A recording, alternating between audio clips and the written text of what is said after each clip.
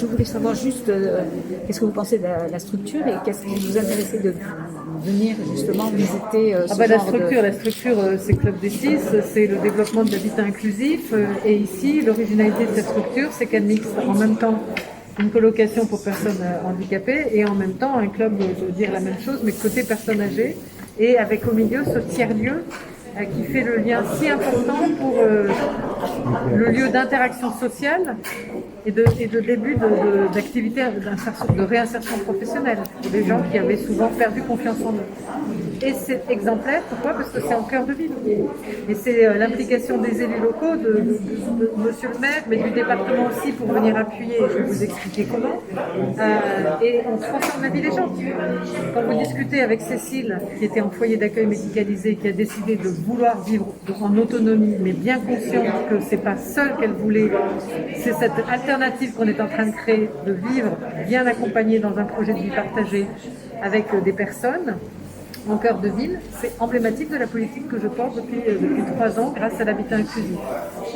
C'est cette alternative de ne plus être soit isolé tout seul chez soi, avec un service d'accompagnement qui passe trop peu, soit en grand foyer collectif, médicalisé ou pas. On a ouvert justement ce choix de vie, c'est ça ce qui est très important, ce choix de vie pour les personnes handicapées qui trop longtemps n'ont pas eu ce choix. Et là aujourd'hui, avec ce club des Six, notamment ici, et comment ça s'appelle, Amassa, pour les personnes âgées, eh bien, on est en train de recréer ce qu'on appelle le vivre ensemble. C'est-à-dire que les personnes handicapées, eh bien, elles sont citoyennes de leur commune, elles vivent au milieu des autres, elles se déplacent, et c'est ouvert. C'est vraiment les citoyens qui viennent en tant que bénévoles, accompagnés justement en binôme pour la reprise des interactions sociales et professionnelles. On est dans le projet de société qu'on porte. On parle d'une société inclusive, c'est emblématique de la société inclusive aussi. Et je salue l'implication du maire, parce que moi, sans les maires, je ne peux pas faire ce développement. Parce que c'est tout un concept nouveau de dire, eh bien, ce sont ces personnes, maintenant, on ne les relègue plus dans des foyers isolés, parfois loin du cœur de ville. On les réintègre dans notre société. On en fait un vrai projet citoyen. Et on voit bien les allers-retours de ces citoyens bénévoles, ouverts sur le monde, et une fois du coup, prendre part avec le pouvoir d'agir qu'on leur redonne, pouvoir d'agir d'être logé, pouvoir d'agir de choisir son insertion sociale et professionnelle.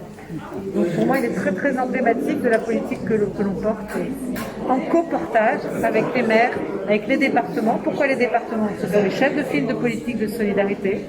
Et l'État a souhaité booster l'habitat inclusif en prenant à sa charge 80% de l'aide à la vie partagée. Donc les forfaits qui sont donnés aux personnes sont mis en commun, permettent de financer l'animation de cette vie partagée avec un manager, enfin comment on appelle ça? Un accompagnant. Ouais, mais je sais plus, un coordonnateur. Et après, chaque personne, individuellement, elle a le nombre d'heures d'aide humaine selon ses besoins. Donc Cécile, par exemple, elle a une auxiliaire de vie qui vient le matin, qui vient le midi, qui vient le soir pour faire ses soins. Ça lui appartient, mais c'est mis en commun pour avoir le service d'accompagnement mutualisé. Donc c'est du gagnant-gagnant pour tout le monde. Pourquoi? Parce que vous redonnez le pouvoir d'agir aux personnes, parce que vous créez ce vivre ensemble, et parce que tout simplement, c'est en dignité et en respect que les personnes vont vivre chez elles, bien vieillir chez elles, très important, et vivre ensemble. Donc l'aide à la vie partagée est prise et les départements ont tout de suite signé avec l'État pour justement bénéficier de cette prise en charge à 80% d'aide à la vie partagée. C'est presque des forfaits de 8 000 € par personne, en moyenne. Ils sont pris à 80% par l'État et 20% par les départements. Donc évidemment, les départements qui avaient envie de s'impliquer ont tout de suite signé, puisque c'était une mesure, je veux dire, incitative à faire cette bascule sur ces projets de vie autonomes. Et pourquoi êtes-vous venu spécialement à Lourdes, ici, à Massy? Alors parce qu'en fait, j'ai un déplacement ici, puis après j'irai à Luchon pour le Festival du film. Donc voilà, je fais mon déplacement en même temps pour illustrer la politique de logement que l'on porte et d'insertion professionnelle, et en même temps d'accès à la culture, parce que je pense que par la culture, par le cinéma, puisqu'il y aura un film de Stéphanie Pilonka au Festival de Luchon, avec un grand débat sur le handicap, et bien voilà, c'est vraiment la politique. Le handicap est priorité du quinquennat. La participation des personnes, c'est ce que l'on souhaite. Et à travers justement le logement, l'insertion professionnelle et la vie sociale et culturelle, eh bien, on illustre la politique d'accompagnement à la vie pour chacun des personnes handicapées. Vous avez vu d'autres lieux de vie comme ici Bien où, sûr, bien sûr, bien sûr. où on associe les handicapés mentaux, les handicapés physiques, les personnes âgées, ça se Oui, fait. oui, oui, bien sûr. On a plus de 600 projets qui sont en train de se déployer. Le Club des 6 de mémoire, il doit en être à son 15e projet. Et ça a été travaillé grâce au rapport que j'ai commandé à Denis Pifto et Jacques Wolfram. Ils m'ont rendu un rapport il y a 2 ans sur lequel nous nous sommes tout de suite emparés pour transformer législativement, juridiquement et financièrement cette possibilité de vivre ensemble.